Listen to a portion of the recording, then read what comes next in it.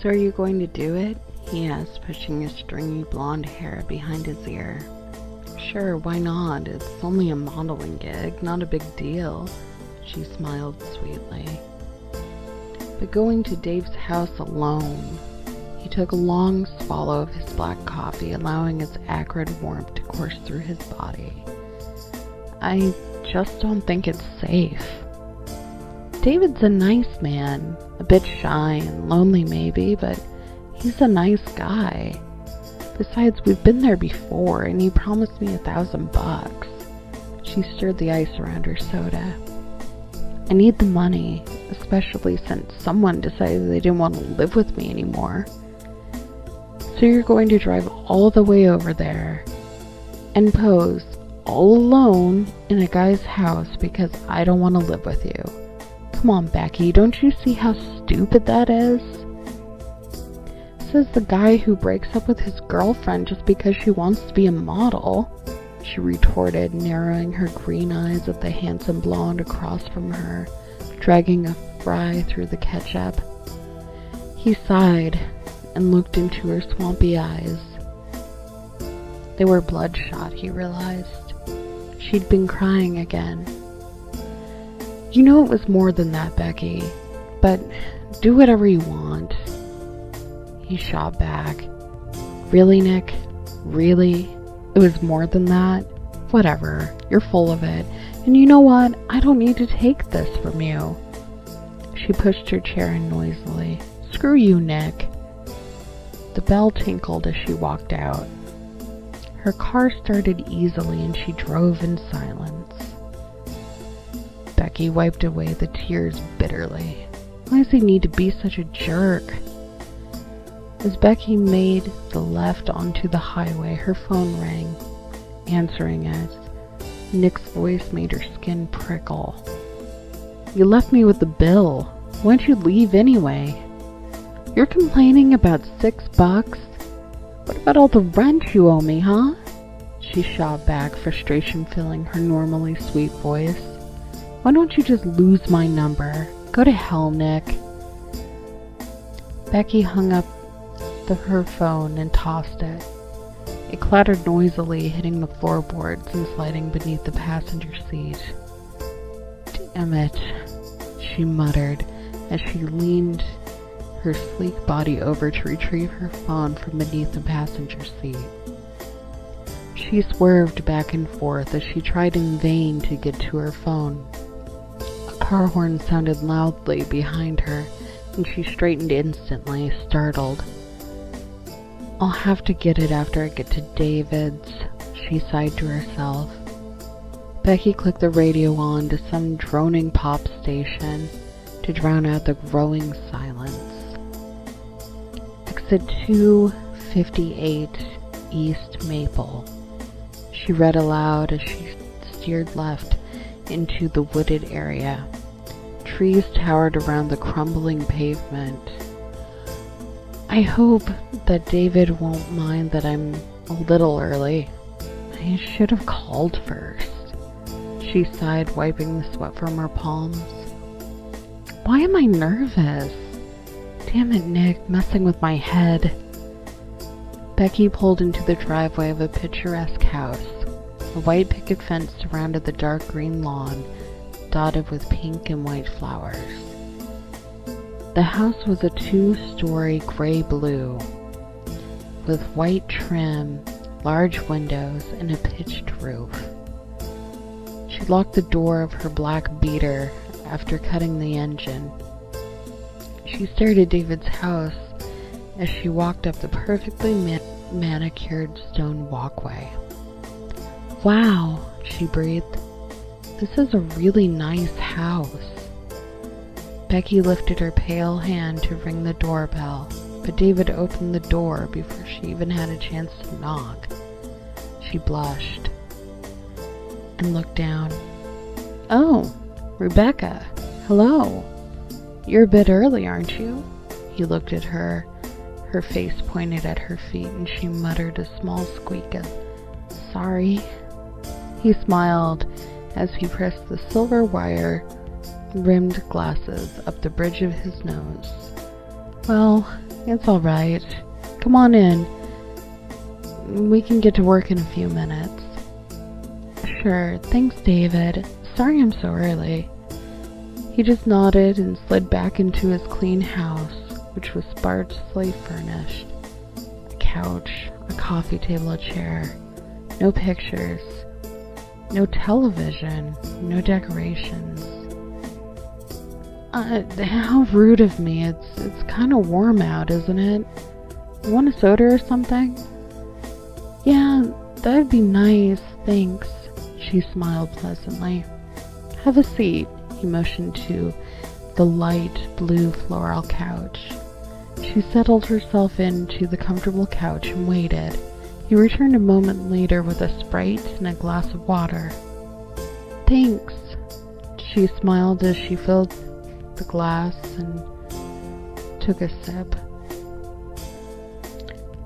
So, how are you? Me? She laughed nervously. Oh, I'm fine, I guess. How are you?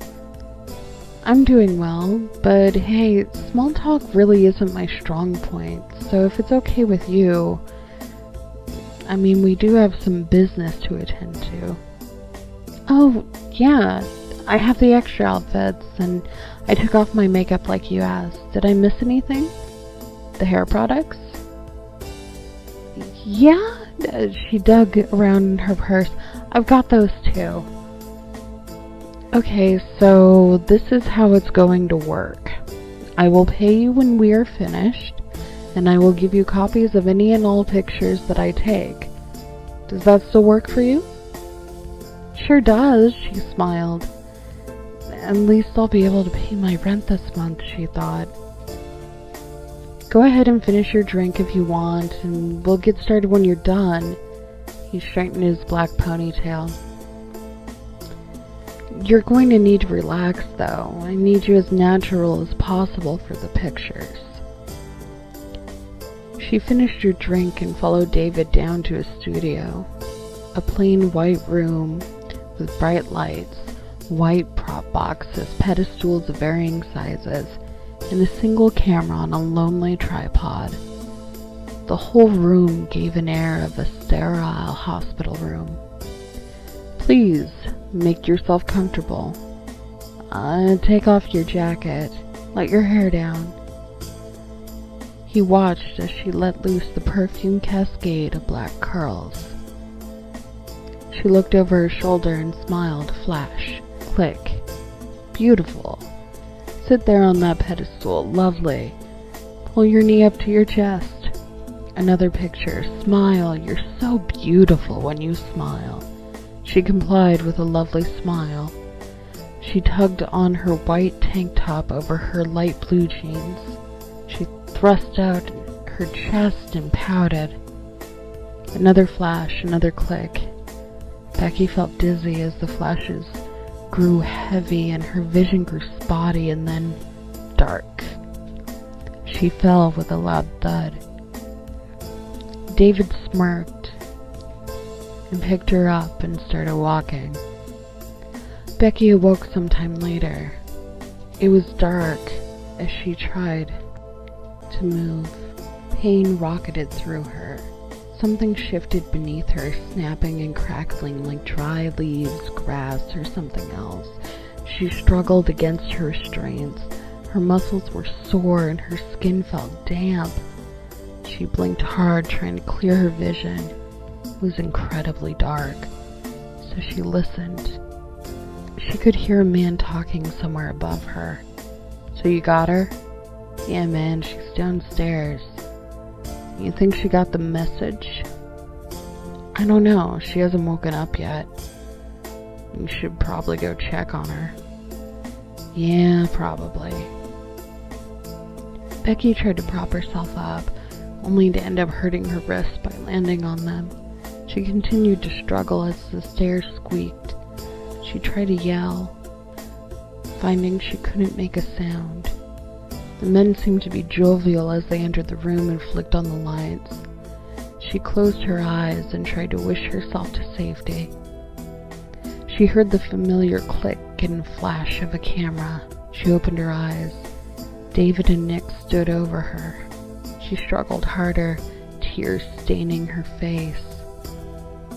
Nick held a knife and walked towards her. Hope leapt into her eyes. It was a joke, she smiled. He's here to help. I'm gonna be okay. He cut the tape around her ankles and then her wrists. She still couldn't move or speak.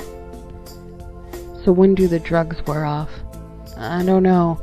It took her a while to pass out. Maybe I gave her too much. Cool.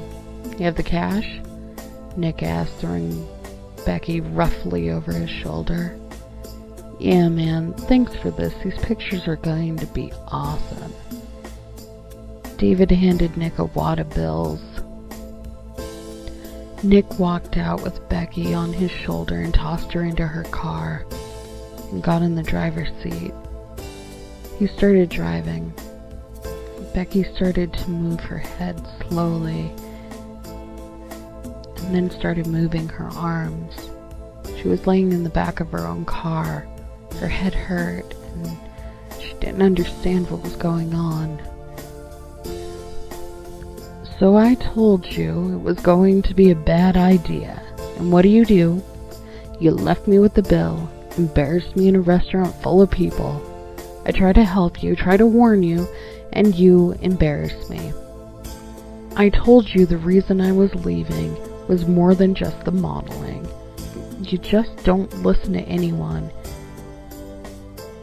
and get yourself into all kinds of trouble, and then you get to play the victim, and people feel bad for you. Do you know how stupid that is? He sighed, taking a hard right. The tires screeched. Her phone slipped from under the passenger seat. She wrapped her fingers around the thin phone and prayed she didn't lock it. So now, you really get to play the victim, because I'm always the bad guy, always the one to blame for everything. She moved her legs and drew a deep breath. Her body tingled like pins and needles all over, but she could move. She tucked her phone into her pocket and went limp again. The car jerked to a stop. Nick wrenched the door open and pulled her out of the car. She kicked him hard, taking him by surprise, and ran. She kept running until she could call the police.